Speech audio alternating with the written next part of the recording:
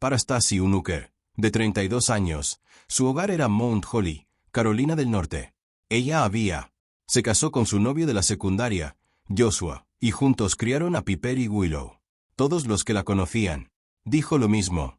Era una gran madre, una persona feliz. Pero bajo esta imagen de satisfacción doméstica, algo siniestro se estaba gestando.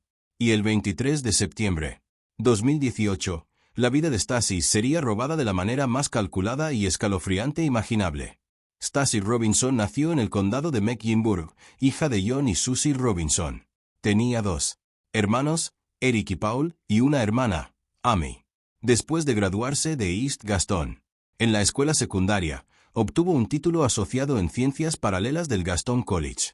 Trabajó como asistente legal en 2 bufetes de abogados, Ted Grieve and Associates y Regan & Regan, antes de realizar la transición a lo que realmente amaba, la enseñanza. Trabajó en el preescolar de First Bautista Charlotte, luego en el primer preescolar metodista en Mount Holly, y más tarde en la Iglesia Cristiana de Jóvenes de Stove. Asociación. Su amiga Selodai dijo que era experta en manualidades y que hacía pequeñas letreros de madera pintados que vendía. En el verano de 2018, Odd pasó por Stasi llegó a casa para recoger un cartel de bienvenida que había comprado por $50. Fue durante su tiempo trabajando en una tienda departamental que conoció a Joshua Lee Unuker. Él era 2 años mayor y lo primero que notó de ella fue su altura. Stasi medía 1,8 metros y Joshua 1,95 metros. La invitó a salir varias veces y ella lo rechazó. Pero Joshua insistió. Descubrió que ella jugaba softball y se presentó a su sesión de práctica, uniéndose a su equipo. Ambos estaban jugadores exitosos con potencial para convertirse en profesionales. Con el tiempo, su relación se convirtió en romántico. Se casaron en 2010 en Myrtle Beach, Carolina del Sur. La pareja habían estado juntos desde la secundaria y todos creían que eran felices. Recibieron a 2 hijas, Piper Elizabeth y Willow Darlene. Joshua se había convertido en paramédico de vuelo en el Centro Médico Aéreo de Atrium-Ealt, un puesto que ocupaba desde 2013. Era un exjugador de fútbol americano universitario. Segura y persuasiva, Stasi se convirtió en ama de casa a tiempo completo, dedicándose por completo a sus hijas. Por las noches, Stasi y Joshua salían a conciertos y a hacer barbacoas con amigos. Odd dijo que eran una linda pareja. Nunca los oyó discutir. Stasi fue socia vitalicia de Mount Holly United, iglesia metodista donde participó en muchos grupos y actividades. Le encantaba hacer manualidades, ir a la playa, ver deportes y tomar fotografías de sus hijas y de ella misma. Pero había luchas bajo la superficie. En febrero de 2013, tras el nacimiento de su primera hija, Piper, Stasi comenzó a experimentar problemas médicos inexplicables. Los síntomas eran vagos, pero profundamente preocupante. Su salud parecía deteriorarse sin una explicación clara, dejando a los médicos desconcertados. Entonces, solo 5 meses después, en julio de 2013, se produjo un desastre. Un incendio devastador arrasó su casa, destruyendo la mayoría de las pertenencias de la pareja. El incendio los dejó conmocionados, tanto emocionalmente como financieramente. Todo por lo que habían trabajado se había ido. Los amigos se unieron a ellos, desesperados, para ayudar a la joven familia a reconstruirse. Se lanzó una campaña de GoFundMe por Susanne Steinbrunner, amiga de la pareja, para ayudar con los crecientes gastos. La página se convertiría en una crónica del misterioso declive médico de Stasi. Pero los problemas de salud de Stasi solo continuó empeorando. En noviembre de 2014, tras el nacimiento de su hija, Willow, Stasi fue ingresada en el hospital con una frecuencia cardíaca y presión arterial peligrosamente bajas. La internaron la unidad de cuidados intensivos durante varios días. El equipo médico realizó pruebas tras pruebas, buscando respuestas, pero no pudo determinar qué causaba sus síntomas. Era como si su cuerpo estuviera siendo atacado por un enemigo invisible. Susan actualizó la página de GoFundMe describiendo la condición de Stasi. Después de muchas pruebas, escribió, los médicos todavía estaban perplejos en cuanto a lo que estaba pasando. En enero de 2015, Stasi fue readmitida con una frecuencia cardíaca baja. Esta vez, la situación se volvió potencialmente mortal. Una vez que se instaló en su habitación, sufrió un paro cardíaco. Su corazón simplemente se paró. La conectaron a un respirador para ayudarla a respirar, luchando por su vida mientras los médicos se esforzaban por comprender qué le estaba pasando a esta joven mujer. El mes siguiente, febrero de 2015, se tomó una decisión que sorprendió a todos. A Stacy le implantaron un marcapasos, una medida extrema para una mujer que aún no había cumplido los 30 años. Para alguien tan joven, el hecho de que necesitaran un dispositivo para regular sus latidos cardíacos sugería que algo estaba grave y fundamentalmente mal con ella. Sistema eléctrico del corazón. Lo que nadie sabía en ese momento era que estos no eran problemas médicos naturales en absoluto. Mirando hacia atrás, cada síntoma que Stacy experimentó, más tarde se descubrió que era compatible con un envenenamiento por tetrahidroína, una sustancia química que, al ingerirse, puede afectar gravemente al corazón y al cuerpo. A veces, fatalmente. El patrón estuvo ahí desde el principio. Episodios inexplicables de baja frecuencia cardíaca y presión arterial. Eventos cardíacos repentinos que desconcertaron a los profesionales médicos. Una mujer joven sin antecedentes familiares de enfermedad cardíaca que requirieron repentinamente un marcapasos. Joshua, con su amplia formación médica como paramédico de vuelo, habría sabido exactamente qué síntomas detectar. Habría sabido cómo administrar el veneno en dosis que no matarían inmediatamente, pero sí causar problemas de salud crónicos y debilitantes. Habría sabido que las pruebas médicas estándar no detectarían eso. Él habría sabido que los médicos culparían a su corazón y no sospecharían de envenenamiento. Para su madre, Susie, siempre había una preocupación molesta. Si tenía un sueño que, si algo andaba mal, llamaría a su hija inmediatamente para asegurarse de que todo estuviera bien. El instinto de una madre, diciéndole que algo no andaba bien, aunque no pudiera identificar qué. Las emergencias médicas habían creó otro problema devastador, una deuda aplastante.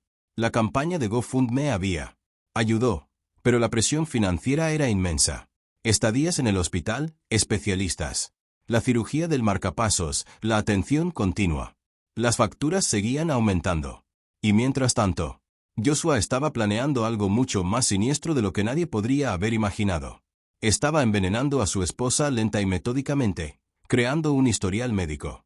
Eso haría que su muerte repentina pareciera inevitable, normal y natural. En la noche del 23 de septiembre de 2018, Joshua llamó al 911. Dijo a los oficiales que acudieron al lugar que había encontrado a su esposa, de 32 años, inconsciente. Ella estaba desplomada sobre el borde del sofá, pero su historia sobre lo que había estado haciendo antes de descubrirla seguía ahí, cambiando, transformándose, evolucionando dependiendo de a quién le estaba hablando. En el lugar, le dijo a la policía que había salido para asegurarse de que sus autos estuvieran cerrados. Había habido una serie de recientes robos de autos en el vecindario, explicó. Quería asegurarse de que sus vehículos estuvieran seguros. Era plausible historia. Pero a un amigo le dijo algo completamente diferente. Le contó. Había salido a caminar para quemar energía. A otro amigo le dio otra oportunidad. Otra versión. Dijo que había estado cortando madera para los carteles que hizo. Una tercera historia que contradice los dos primeros. Y a su suegra, Susie, le contó que había estado sentado en la mesa de la cocina trabajando en su portátil de espaldas a Stacy. Cuando se dio la vuelta, dijo que vio. Ella se desplomó sobre el borde del sofá. Una cuarta versión de los hechos. 4. Historias diferentes. 4 versiones diferentes. Si alguien dice la verdad sobre lo que hacía cuando descubrieron a un ser querido muerto, la historia no cambia. La verdad es que, verdad. Cuando llegaron los paramédicos, encontraron a Stacy inconsciente. Estaba azul. No respiraba. La llevaron de urgencia al hospital, pero a pesar de sus esfuerzos, fueron demasiado tarde. Stacy Robinson Unuker fue declarada culpable. Muerto.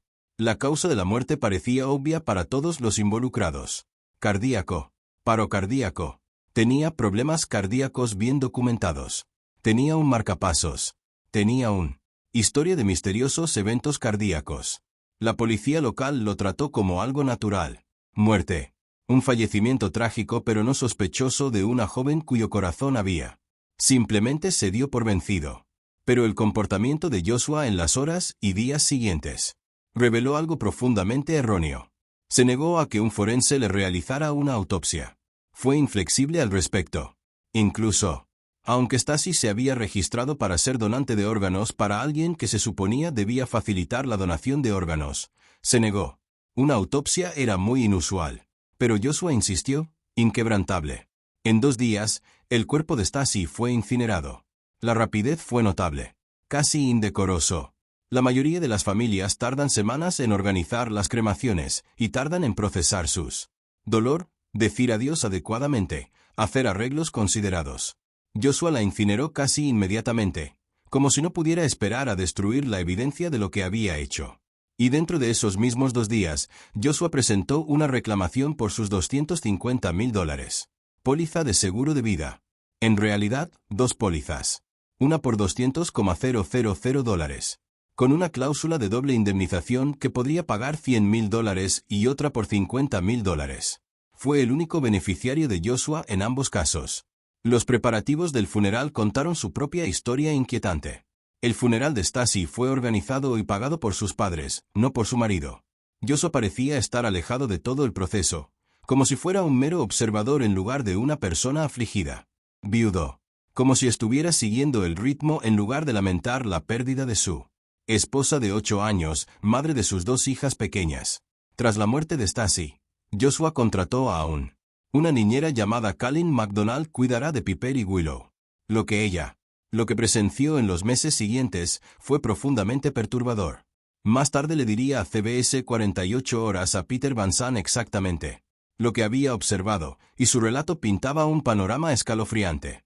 Dijo que nunca había visto a Joshua triste. No. Una vez. Nunca. No lloró. No parecía deprimido. No parecía extrañar a su esposa en absoluto. En cambio, estaba feliz. Muy feliz. Estaba feliz con su nueva novia, una colega llamada Jennifer Elkins, a quien todos llamaban Jen. Ellos estaban uno encima del otro todo el tiempo. Colleen dijo que siempre se trataba de Jen. Hablaban constantemente de su futuro juntos, de mudarse a una casa juntos. No la casa que Joshua había compartido con Stasi, pero comprando uno nuevo, empezando de cero. Joshua rara vez habló de su difunta esposa. Nunca dijo que extrañaba a Stasi. Nunca dijo que extrañaba a la madre de la niña. Nunca compartió recuerdos de ella con sus hijas. Era como si Stasi nunca hubiera existía, como si la hubieran borrado de sus vidas por completo. Colleen no podía entenderlo. Cuando su propio padre había muerto, ella había hablado de él constantemente, incapaz de evitar compartir recuerdos, desde manteniendo viva su memoria. La nueva novia era visible en la vida de Joshua y en la de sus 2 hijas dentro de los 6 meses posteriores a la muerte de Stasi. Ella se había mudado a la casa donde él había compartido previamente con su esposa, la casa donde Stasi había muerto, la cama donde Stasi había dormido. Era como si ella fuera simplemente el reemplazo de Stasi, pisando en un puesto que había quedado vacante. Los colegas de Joshua, en Atrium Mealt, el heredero del centro médico, había notado el mismo patrón inquietante. Dijeron a los investigadores que Joshua no se vio afectado en absoluto por la muerte de su esposa. Expresaron su profunda preocupación a la policía por la rapidez con la que había superado su situación con su novia, sobre lo visible que era, sobre lo rápido que se había convertido en parte de su vida. La velocidad era descontrolada, inapropiada, impactante. Lo describieron como parecía imperturbable, como si la muerte de Stasi hubiera sido un inconveniente en lugar de una tragedia, como si hubiera estado esperando que ocurriera. Y luego estaba el dinero. Después de cobrar los $250,000 de las pólizas de seguro de vida de Stasi, Joshua se embarcó en una juerga de gastos que sorprendió a toda la comunidad. Compró un barco, uno caro que valía entre $80,000 y $100,000. Un juez expresaría posteriormente su preocupación sobre la compra, advirtiéndole a Joshua a través de su abogado que no intentara ocultarlo o volvería directamente a la cárcel. Se embarcó en múltiples y costosas vacaciones con su nueva novia. Viajes que la pareja no pudo tener, que se les proporcionó cuando Stasi estaba viva, cuando luchaban con la deuda médica. Ahora, abundantes en dinero del seguro, se divertían a lo grande, viajando y gastando sin control. Él pagó la hipoteca de la casa de la familia en Mount Holly, valorada en 1.516 pies cuadrados, fue valuada en 215.380. La demanda por homicidio culposo interpuesta por los padres de Stasi detallarían más tarde estos gastos, pintando un retrato de un hombre que estaba encantado de ser libre, emocionado por tener dinero, emocionado por empezar una nueva vida con su amante. Para la madre de Stasi, Susie, estas eran señales de alerta enormes y evidentes. Aprendió que Joshua había estado viendo a esta mujer incluso antes de la muerte de su hija. El romance había estado en curso, continuado en secreto mientras Stasi aún vivía, mientras luchaba por su vida en unidades de cuidados intensivos. Y ella sabía sobre. Las reclamaciones de seguro de vida se presentaron pocos días después de que Stasi muriera antes de. El funeral ya había tenido lugar. Las piezas empezaban a encajar en la mente de Sud. El rápido. Reclamaciones de seguros, la negativa a una autopsia, la cremación inmediata, la nueva novia que había estado allí todo el tiempo, los años de misteriosos problemas de salud de su hija que no. El médico podría explicarlo. El barco, las vacaciones, la ausencia total de dolor. Algo iba muy, muy mal. En mayo de 2019, 9 meses después de tras la muerte de su hija, Susie Robinson tomó una decisión que lo cambiaría todo.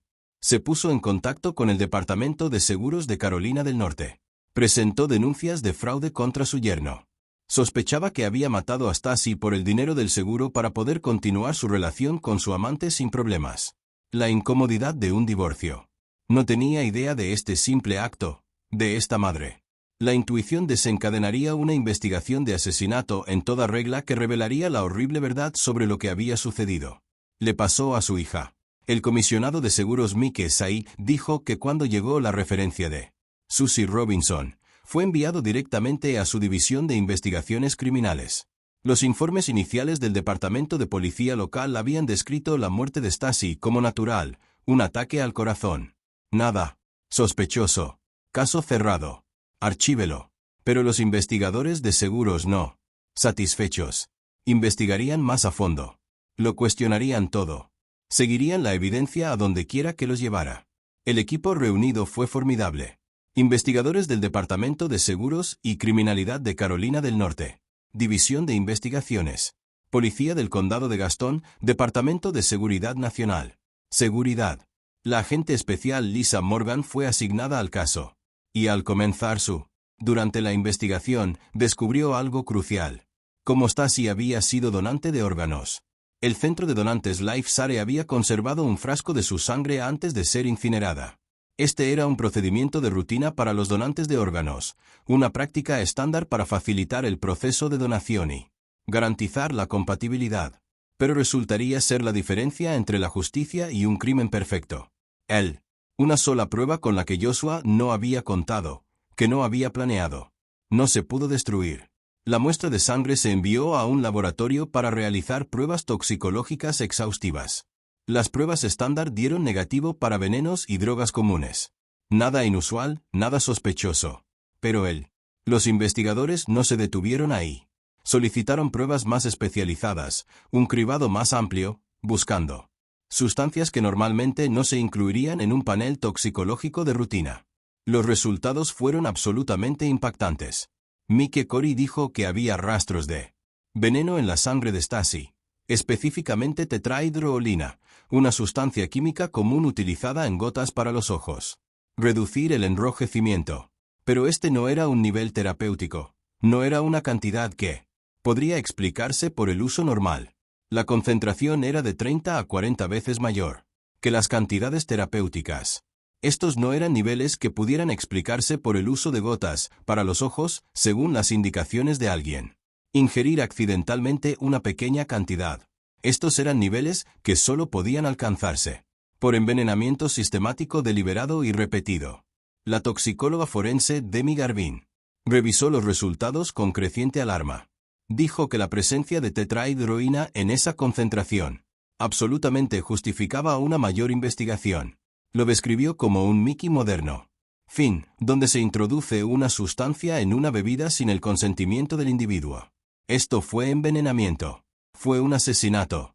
La tetrahidroína es un descongestionante que se encuentra en medicamentos de venta libre. Gotas para los ojos como Vicane y aerosoles nasales. Cuando se usan según las indicaciones, se aplican externamente en contacto con los ojos o la nariz, es relativamente seguro. Pero cuando se ingiere, se convierte en algo completamente distinto, algo mortal. Los síntomas de la ingestión de tetrahidroolina. Puede imitar una enfermedad natural y ser peligrosa sin ser fácil de detectar en pruebas de rutina. Para alguien con la condición cardíaca documentada de Stasi, para alguien con un marcapasos, para alguien cuyo corazón ya estaba comprometido, sería particularmente mortal. El veneno atacaría su punto más débil, su sistema más vulnerable, haciendo que su muerte parezca nada más que otro trágico evento cardíaco. Y. De manera crucial y devastadora, las pruebas toxicológicas estándar no realizan pruebas rutinarias. No forma parte del panel normal de sustancias que los patólogos buscan en casos de intoxicación. A menos que estés buscando específicamente tetrahidrofolina, a menos que sepas lo que estás buscando, a menos que tengas motivos para sospechar. No lo encontrarás. Es invisible. Fiscal Estatal de Carolina del Norte, Jordan Green luego explicaría al tribunal que el medicamento tiene un efecto dramático en el corazón y que causaría problemas cardíacos, paro cardíaco o insuficiencia cardíaca. Esto no fue un accidente. Fue un cálculo premeditado y a sangre fría. Asesinato. Joshua Unrucker, como paramédico de vuelo desde 2013, como alguien con amplia experiencia, formación médica, habría tenido un conocimiento íntimo y detallado de los medicamentos y sus efectos sobre el cuerpo humano. Los documentos judiciales señalaron específicamente que su formación y experiencia serían, sin duda, proporcionará una comprensión profunda de los distintos tipos de medicamentos y cómo esos medicamentos podría reaccionar en el cuerpo. Además, su empleo le proporcionaba acceso a sustancias no controladas, que no requería registro ni control de inventario. Tenía los medios, los conocimiento y la oportunidad. La investigación se expandió rápidamente. Los detectives comenzaron a entrevistar a los amigos, familiares y colegas de Joshua, y a cualquiera que podrían tener información. Y lo que descubrieron hizo el caso aún más inquietante, aún más escalofriante. Aproximadamente 2 semanas antes de la muerte de Stasi, algo significativo había sucedido a solo 20 metros al sur de Mount Holly. Una enfermera llamada Lana Sue Clayton había sido arrestada el 31 de agosto de 2018 por envenenar a su esposo Stephen Clayton con gotas para los ojos. Clayton había confesado haberle echado gotas para los ojos en el agua a su marido durante 3 días hasta que falleció. El caso recibió amplia cobertura mediática en el área de Charlotte. Todo el mundo hablaba de ello. Los documentos judiciales indicaron que los fiscales señalaron varias similitudes entre ese caso y el de Joshua. Ambos trabajaron en el campo médico. Ambos estaban solos en casa con su cónyuge en el momento de muerte. Ambas muertes se consideraron inicialmente causas naturales. Ambas se utilizaron. Intoxicación por tetrahidroolina. Los documentos judiciales alegaron que, a los pocos días de conocerse el caso de Carolina del Sur, Joshua había colocado subrepticiamente gotas para los ojos en el agua de Stasi y la había expuesto a cantidades letales de tetrahidroína. Pero había más. Durante la investigación, los detectives hablaron con los antiguos colegas de Joshua en el centro médico aéreo de Atri-Mealt. Antes de que Stasi muerte, Joshua les había dicho a 2 compañeros de trabajo que si mataba a alguien, lo haría usando vine u otras gotas para los ojos. Estos no eran bromas ni comentarios vanos. Eran amenazas específicas de un profesional médico que entendía exactamente cómo funcionó. Les había dicho con precisión cómo cometería un asesinato si alguna vez decidió hacerlo. Y luego, poco después de que el caso de Carolina del Sur recibiera su cobertura mediática, Stasi Robinson Unrucker estaba muerta. Este fue un asesinato premeditado y calculado. El 19 de diciembre de 2019. Joshua Lee Unrucker fue arrestado en su casa de Mount Holly. Fue acusado de asesinato en primer grado. Joshua también fue acusado de fraude de seguros y obtención de propiedades con engaños. Había recibido $250,000 en beneficios mientras supuestamente sabía que su esposa había muerto por homicidio. Su propia mano.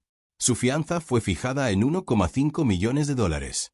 En la víspera de Navidad de 2019, solo 5 días después de su arresto, pagó esa fianza y fue liberado.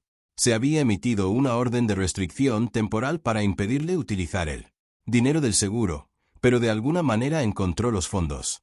Esa liberación resultaría ser una decisión catastrófica y devastadora. Joshua, que estaba en libertad bajo fianza, se comportó de forma cada vez más inquietante y peligroso. El fiscal de distrito Travis Page más tarde declaró que las peligrosas acciones del acusado seguirían intensificándose. Se demostraría que tenía razón. Joshua inició una campaña sistemática de acoso contra los padres de Stacey, John y Susie Robinson. Los fotografiaba y grababa habitualmente en los eventos deportivos de su nieta. Les enviaba paquetes a casa, exigiendo que desestimaran el caso de asesinato. Lo siguió en su vehículo y condujo junto a su casa repetidamente. Les hizo gestos vulgares en el estacionamiento de la iglesia a la que asistían. La intimidación fue implacable, diseñada para aterrorizarlos y silenciarlos. Luego, el 4 de febrero de 2023, Joshua organizó su propio secuestro. Él presentó un informe policial alegando que se había detenido a cambiar una llanta pinchada cuando recibió varios disparos con la pistola en la cabeza. Veces. Le ataron las manos con bridas, dijo, y le inyectaron una sustancia desconocida. Le dijo a la policía que su atacante era John Robinson, el padre de Stacey. Padre. Estaba tratando de incriminar a su suegro por agresión y secuestro. La policía de Mount Holly investigó a fondo. No encontraron ninguna prueba que respaldara la historia de Joshua. Determinó que había inventado todo el incidente para desviar la responsabilidad de la muerte de su esposa a los Robinson. Fue desesperante y extraño. La policía lo vi de inmediato. Pero Joshua no había terminado. Apenas unas semanas después de la falsificación. Secuestro en febrero de 2023, Joshua envenenó a su propio hijo de 11 años. Hija, lo que provocó un grave susto médico y hospitalización. Pruebas confirmaron que el mismo químico estaba presente en su sistema, además de un antidepresivo no aprobado para niños, el mismo medicamento. Se encontró en la camioneta de Joshua. Durante su tratamiento, Joshua les dijo a los médicos que aparentemente le habían administrado Vicine. El personal médico señaló que esta no era una conclusión razonable basándose en sus síntomas. Los fiscales creen que Joshua envenenó a su hija para incriminar a los Robinson y eliminarlos de la vida de su hija. En julio de 2024, un juez se descubrió que Joshua había abusado de su hija y descuidado a ambos niños. Fue arrestado de nuevo en agosto de 2024 por intimidación de testigos. En noviembre de 2024, se le revocó la fianza. Y permanece bajo custodia sin fianza. Fue malvado. Fue monstruoso. Demostró los extremos a los que estaba dispuesto a llegar para evitar rendir cuentas.